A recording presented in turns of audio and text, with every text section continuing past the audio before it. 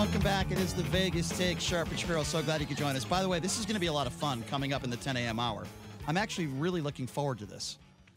Not that I'm not looking forward to John Schaefer doing the news, because he does a fantastic job. But so you hear about this new thing. Donald Trump is endorsing this MAGA challenge. He's telling people to do these short videos of raps, both white people and black people, everybody. He's not singling out one race, surprisingly. He's including everybody. Donald Trump, really? Yeah, he is. So we have a few samples of some of these raps, and we're all going to vote on who we think is the best rap. And by the way, the winner of this thing, not our little get-together here, of all these raps, will win a trip to the White House to meet Donald Trump. So we're going to play a few of those for you. I think they're absolutely terrible, but that's just my opinion. But anyway. But you hate rap music in general, Brian. Not true. So you're going to really hate amateur rap music. Not true. Okay, you like Biggie. You make gross exaggerations and assumptions about me every day. You like Notorious B.I.G. Who else do you like? This is typical J.D. You like Sharp. Tupac. You just like dead rappers. No, you just come in here and you like make Nipsey assumptions. Hussle. You make I don't. When did I say I respect Nipsey Hussle? I don't like his music. That would be like me saying all you listen to is country music because you're from Omaha, Nebraska. It has nothing to do with that, Brian. You stated on multiple occasions that you don't think Kanye West is very talented. I never said I don't think Kanye West is talented. You don't think T.I. is very talented. I'm saying... We had a conversation last week about it. Well, if you want to do 25 minutes on this, we can. I can give you my opinion on rap. Well, you just accused me of making gross assumptions about you. I'm giving you some substance behind them as to why they're not gross assumptions. I prefer 80s and 90s rap. I don't think many of the rappers today are very talented. And you're talking... That's all. 80s and 90s would be who? Run DMC? Well, they're the starters of rap. Right. Obviously, they're the front men who started this whole thing for the most part. But yeah, I think Biggie, I think Tupac, those guys in the 90s, I consider to be a lot more talented than right. Snoop Dogg, Dr. Dre. The Chronic was one of the first albums I ever bought as a kid. I think those rappers. That was a great album. Those rappers, to me, had and still have, many of them that are alive, more talent than a lot of the rappers that are on the scene today. That's just my point. And but anyway, getting off the rap thing, that'll be coming up at 10 a.m., so we look forward to that. I want to talk a little bit about this horrific tragedy that took place yesterday in California. We reported the breaking news yesterday as this Southern California high school, a kid 16 years old decided to go in there and just execute people. And sadly, he succeeded, killing a 16-year-old and a 14-year-old before attempting to take his own life. I'll get to that in a second. So now we're learning a little bit about this kid's father. And if you're wondering what his name has been released, Nathaniel Burhow. Late father of this teen who, as I mentioned, killed two people. We're learning that it was his birthday and that his father was an avid hunter who used to make bullets, according to reports. That's right. Nathaniel Burhow stormed into the Saugus High School. This is in Santa Clarita, about 40 miles north of Los Angeles, my understanding. He did this right before class began yesterday. He used a .45 caliber semi-automatic pistol before turning the gun on himself. It all lasted about 16 seconds. Police are saying that he has survived this self-inflicted gunshot wound to his head, and he's listed in grave condition. What a jackass. Okay? He goes in there trying to kill innocent people. Sadly, he did kill two people, and then he tries to kill himself, and he couldn't even do that right. And the shooter's father, Mark Burhow, he died in December 2017, authorities are saying, from cardiac arrest. And they're saying that a history of chronic alcoholism contributed to his death. Oh, what a shocker. You mean this kid didn't come from a stable family? Wow, I'm so shocked to hear that. And a former childhood friend of Burhow said that his dad, I know he used to make bullets, so I'm assuming he had guns and stuff like that. Sources in the L.A. County Sheriff's Department telling the L.A. Times that the elder Burhow was a hunter and owned several weapons. Apparently, he hunted elk, and his son would sometimes tag along. Also, this person telling KTLA-TV that he believes the teen was the one who had found his father's body inside the house. So obviously that is a traumatic experience right there. 2 years before his death, the elder Burhow had been arrested over a domestic dispute with the boy's mother. So this kid is being raised by a father who is obviously a ridiculous alcoholic. The guy makes his own guns. He's a gun nut, and he's assaulting his mother. So I guess the apple doesn't fall too far from the tree. And he was probably very, very intoxicated when he did assault his mother. I don't know. I don't know that. That would be speculation, but, one could believe that probably took place. In 2016, shortly before Mark Burho died, the alleged shooter's mom sued him for custody of their children. So this is a really volatile situation. And I'm looking at a picture of this kid. Just looks like a normal 16-year-old, right? A normal 16-year-old, but define normal. Probably had mental illness, probably had some things taking after his dad. I think that is fair to make that assumption. But there are people in society, mainly people on the right, that think more guns are the answer here. Here is a gun-loving father who died a few years ago, who clearly was mentally ill, a severe alcoholic. He's a wife beater. And he taught his son how to shoot weapons. He made his own bullets. In a way, there are some, I guess you could say, comparisons to the Connecticut shooting. Now, we know in the Connecticut shooting, that young guy was completely out of his mind, nuts. But the mother taught him how to shoot a weapon. Now you have a father who's mentally ill, who's a wife beater, who's an alcoholic, who's teaching his son how to use weapons, and you have somebody who has all these issues that is making bullets and is a gun lover. This is exactly why we need to have red flag laws on the books. There should not have been a gun in that household. This young man should have never even learned how to shoot a weapon, and there's no question in my eyes that this 45, I'm sure his father gave it to him probably several years ago. And if those red flag laws were on the books, well, would this kid have been able to get his hands on a weapon? If he hunted, then obviously, I'm sure if he was a part of these hunting trips, I'm sure he had a gun or two given to him by his father. So you're saying that the red flag law should apply to alcoholics, or which part of this story do you think would make the red flag law tip off? If you are arrested, the assault on the mother, or the fact that he is an alcoholic or he died of alcoholism.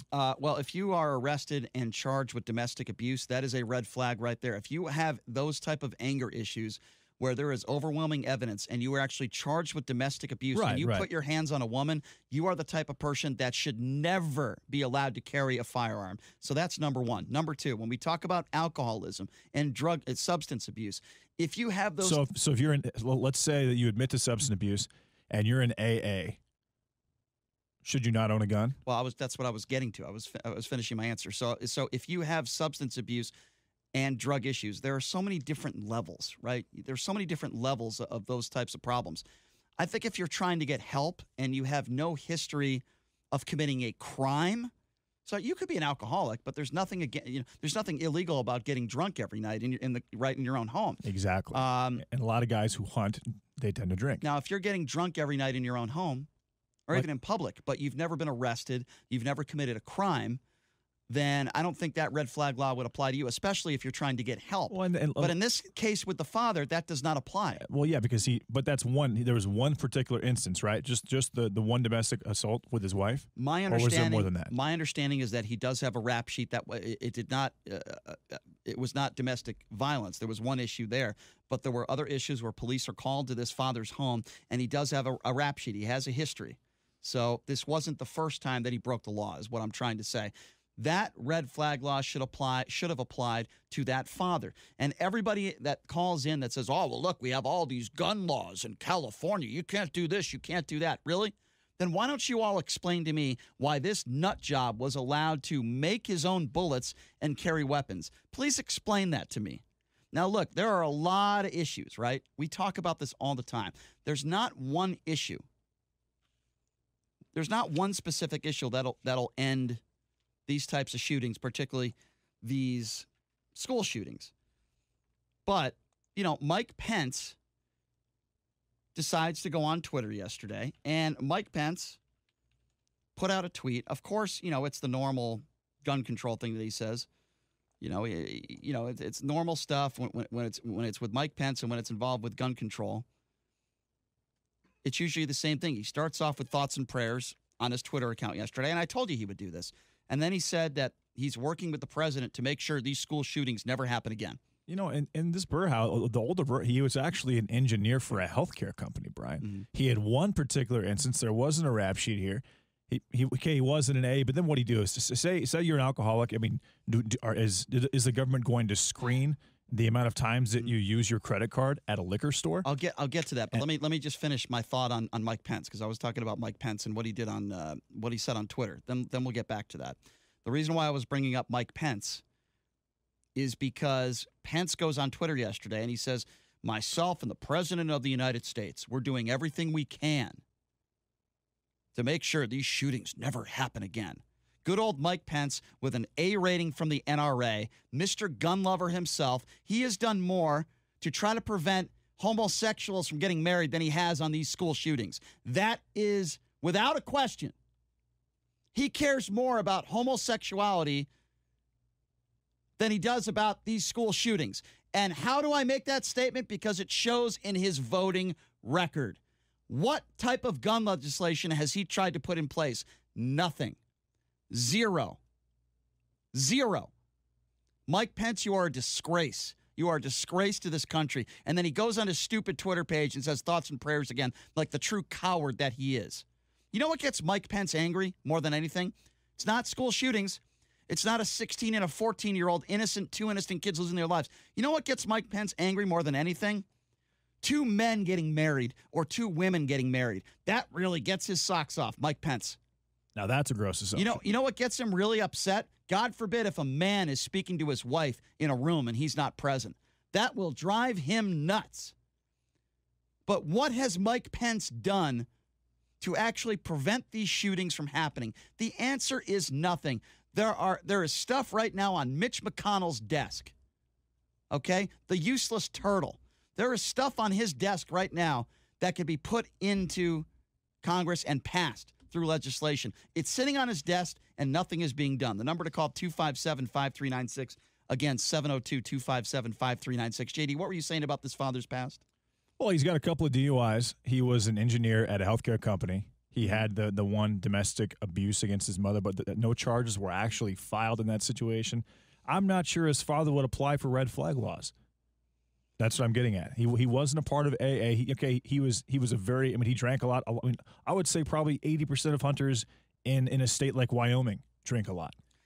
I find it very puzzling and very absurd that he's allowed. And I wouldn't call him a nut job. He was definitely an alcoholic and alcoholics do stupid things like potentially put their hands on their wives. But again, there was no charges filed. So I imagine that she didn't have a lot of wounds or bruises from that particular situation. I think that if you want to say that this guy, I don't think that this is avoidable. I don't think that that even if red flag laws were implemented, that you could get a guy like this unless you looked at his history of purchasing liquor. I don't think that. I don't think that a red flag law that we're talking about instituting could actually prevent this guy from owning a gun, much less making bullets, considering what I see in his rap sheet. I think if you have several DUIs, you're already putting everyone else at risk in society.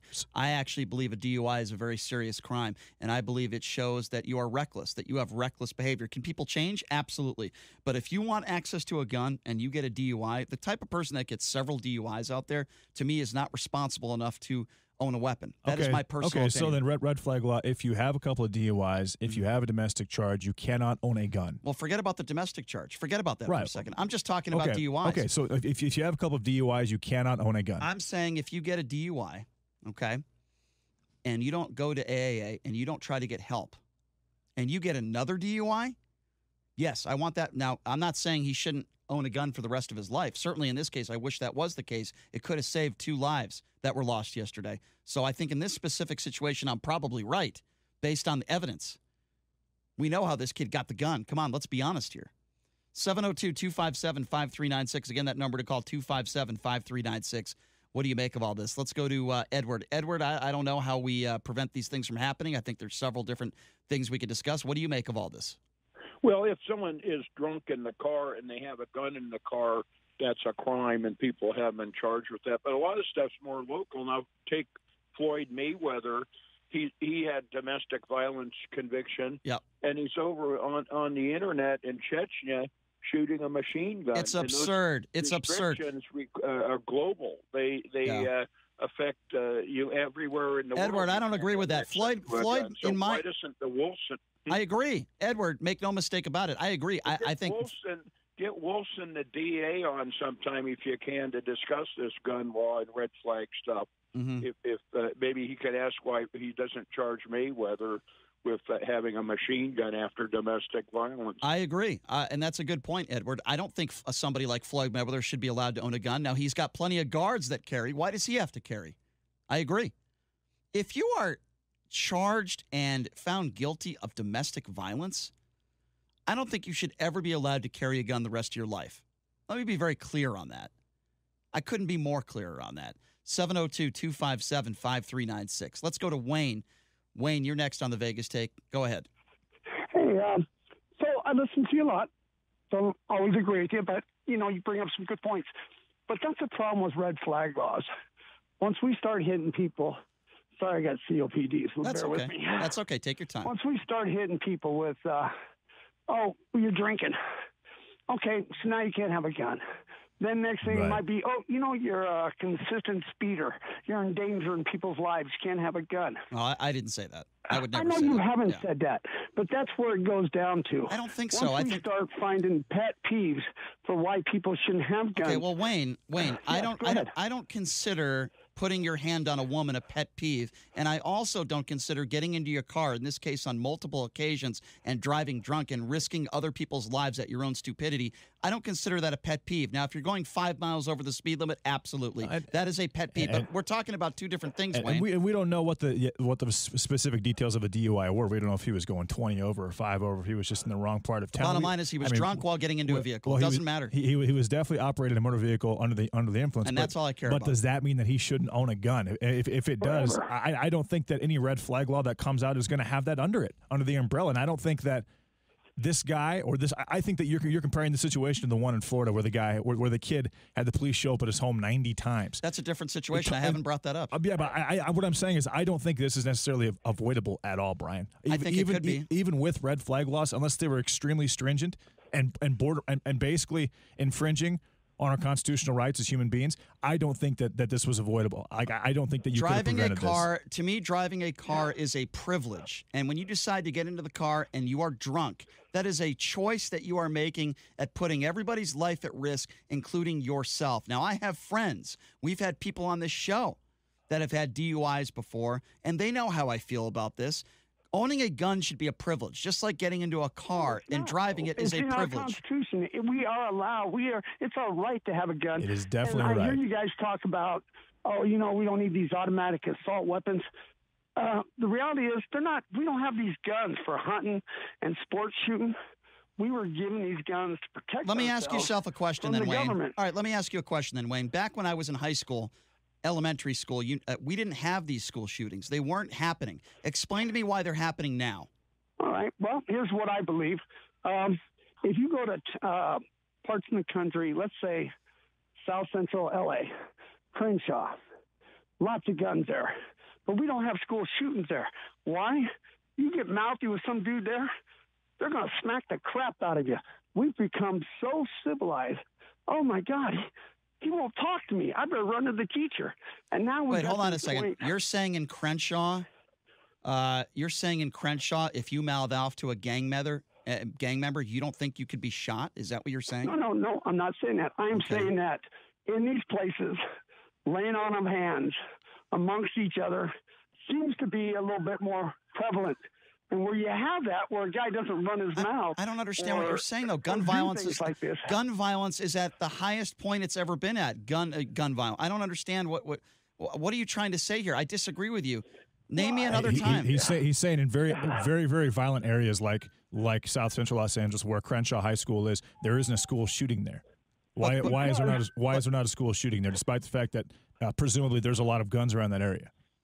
But most likely they're not going to be assault weapons unless they're owned by the gangs. All right. Well, listen, Wayne, I do appreciate the phone call. Don't pass out on us. I hope you're okay. Thanks for the call, Wayne. Appreciate it. You're a little out of breath there. Take a breather, my friend. But I appreciate you calling in. The number to call 257-5396. This isn't an easy subject.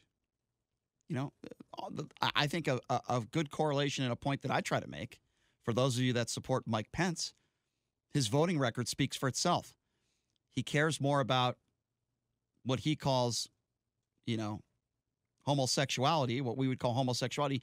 He has done more to try to ban gay marriage than gun violence. Just look at his voting record. It shows that. And I'm sorry, folks, there's something wrong with that. I have a problem with that. Now, we could talk about mental illness. We could talk about red flag laws. We could talk about the guns that are being sold on the streets. There's a lot of different avenues where we could take this conversation. But again, some of our politicians, particularly many on the right, care more about, we talked about it yesterday, about the Christmas tree being called the holiday tree and Thanksgiving being called Bible Week. There are some people on the right that are ultra religious that care more about these issues and banning abortion than they do about gun violence in this country. I have a serious problem with that, and I always have. This is a huge problem in society, and I am not just talking about mass shootings. I am talking about gun violence as a whole, a serious problem in the society. I haven't spoken to one Democrat that says, they want to take away our Second Amendment. They want to take away all their guns. That is a right-wing talking point. I have never spoken to one Democrat that thinks that. Now, yes, Beto O'Rourke is the extreme, and he wants to take assault weapons away from you. That's never going to happen. We need red flag laws put in place. We need to do a better job with checking the mentally ill and making sure they are not equipped to buy a weapon. And then we can talk about ammunition, and then we can talk about AR-15s and some of these assault weapons that are being used in many of these mass shootings, just like what happened in our backyard in Las Vegas when 58 people lost their lives at the Route 91 festival. Just like we talk about Walmart, the shooting that kid walks in there and kills 22 people. I don't want those guns on the streets. I don't want those guns being sold to anybody. You could still defend yourself in your home. You don't need an assault weapon to do it. Period. What would have happened if this kid walked in there with an AR-15 yesterday? You think 2 people would have died, or do you think 20 people would have died? I think it's a pretty easy answer. Yeah, 10 at least. At least. Yeah, absolutely. Thank God that he didn't have an assault weapon. Thank God. Well, and let's say that you hunt with an assault weapon like this guy's father did. What if his father was using we'll call it an AR-15 to kill animals? You can't even eat the meat at that point. That the animals are so mangled, and I would consider it cheating to use a weapon like that to hunt with. So does the average person in society need a weapon like that? Absolutely not. It's a military-grade weapon. Sadly, period. I agree. Sadly, this isn't going away, folks. When's the next school shooting going to happen? Sadly, I hope I'm wrong, but I don't think. Well, I think one's going to happen, but this was not avoidable. I don't believe it was avoidable. And we are going to continue this conversation. Of course, I would like to come up with solutions. I just don't have them all. Unfortunately, I wish I did. All right, we like to take care of our listeners here on this show, so I do have a giveaway right now. If you're 5th caller right now, you're going to win a pair of Lee's Discount Liquor tickets, the 17th Annual Wine Experience. It features over 1,000 wines from around the world at the Thomas & Mack Center. This is this Saturday, November 16th. If you're the 5th caller right now, pretty much it's an open bar. You must be 21 or over because we're not going to give tickets out to anyone who's not legally allowed to drink.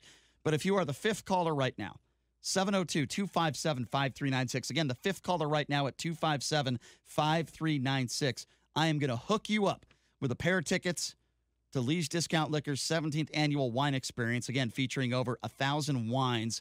It is cool stuff, man, as long as you drink responsibly. We don't want you getting into your car, getting tanked after one of these things. But 5th caller right now, you will win these tickets at 257-5396. Okay, we're going to take a quick break. We'll be back with John Schaefer in the news and also the MAGA Challenge. What's that all about? I'll explain coming up next. You're listening to The Vegas Take.